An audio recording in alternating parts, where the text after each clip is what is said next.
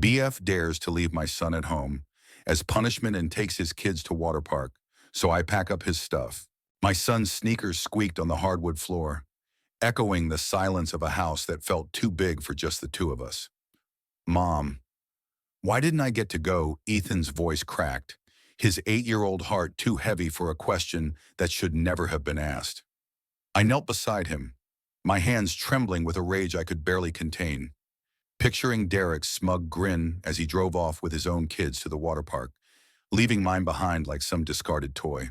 It was supposed to be a family day. Derek, my boyfriend of 2 years, had promised Ethan a trip to Splash Haven, the kind of place where kids lose themselves in chlorine-scented joy, racing down slides and splashing in wave pools. Ethan had been buzzing for weeks, his eyes bright with anticipation, his little hands clutching a pair of neon green swim trunks he'd picked out just for the occasion. But last night, Ethan had spilled juice on Derek's precious leather couch, a childish mistake. Nothing more.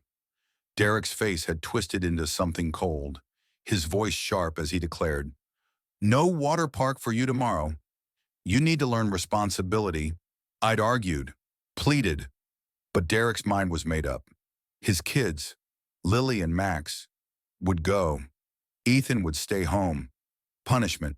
He called it. I called it cruelty. Morning came, and Derek didn't even glance at Ethan as he loaded Lily and Max into the car, their laughter spilling out like a taunt. Ethan stood at the window, his small frame pressed against the glass, watching the minivan disappear down the street. I felt my heart splinter, each piece sharp enough to cut.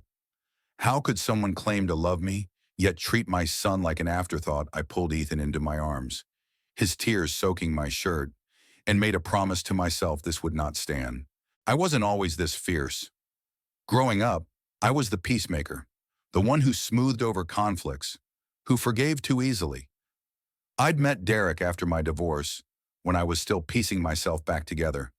He was charming, confident, a single dad who seemed to understand the chaos of raising kids alone. His daughter, Lily, was 10, and Max was 6, close enough in age to Ethan that I dreamed of a blended family, all of us laughing together, building something new. But dreams have a way of cracking under pressure, and Derek's favoritism had been chipping away at mine for months. Little things at first, extra treats for his kids, harsher rules for Ethan, but this was a line crossed, a betrayal that burned. Mom, am I bad? Ethan's voice pulled me back, his brown eyes, so much like mine, searched for an answer I couldn't give without breaking. I cupped his face, forcing a smile.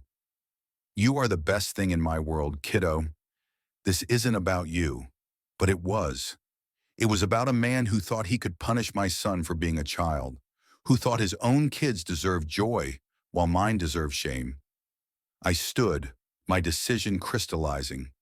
Derek's stuff, his clothes, his books, his stupid coffee maker that never worked right was leaving this house today. I grabbed a suitcase from the closet, the kind we'd used for our one family vacation last summer, back when I still believed in us. Ethan trailed behind me, curious but quiet, as I stormed into the bedroom. Shirts, jeans, that tacky watch he loved, they all went in, haphazardly tossed like the trust he'd shattered. What are you doing?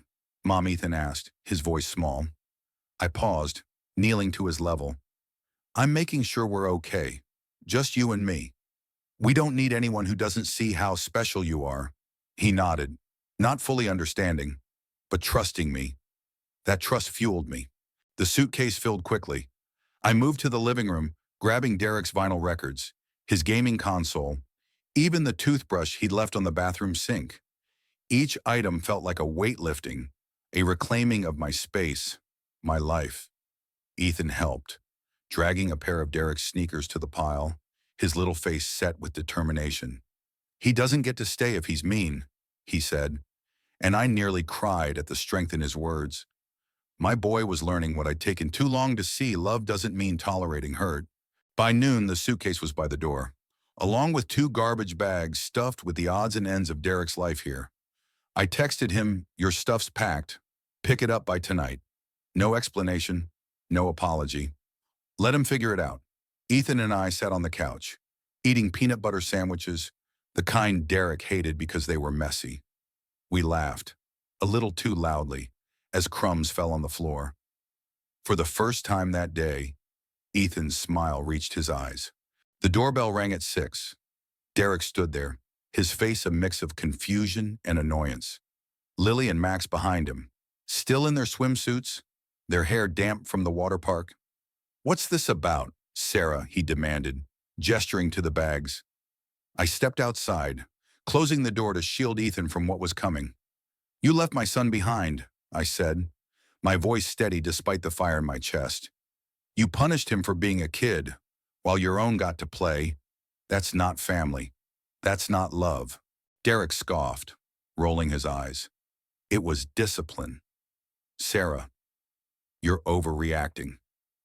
Overreacting, I wanted to scream, to shake him until he saw the pain in Ethan's eyes. But I didn't. Instead, I pointed to the bags.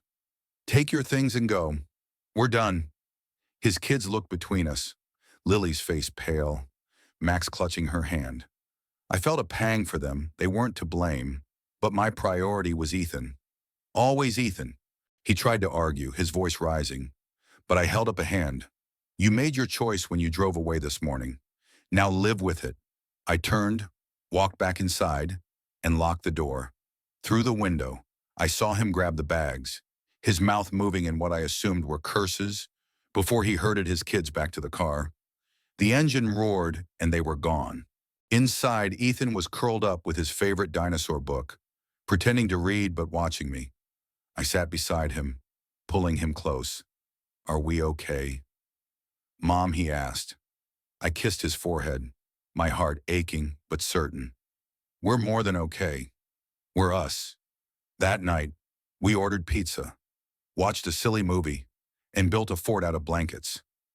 Ethan's laughter filled the house, louder than the silence Derek had left behind. Days turned into weeks. The house felt lighter, cleaner, without Derek's presence. Ethan started smiling more, his confidence creeping back. I found a new rhythm, just the two of us. And it was enough, more than enough. I thought about Derek's kids sometimes, wondering how they were, hoping they'd understand one day that love doesn't pick favorites. But my focus was on Ethan, on rebuilding the trust that had been shaken, on teaching him that he deserved better. Looking back, I see now that Derek's betrayal was a gift. It forced me to choose myself, to choose my son, over a man who couldn't see our worth. It wasn't just about a water park or a spilled drink. It was about respect, about love that doesn't come with conditions.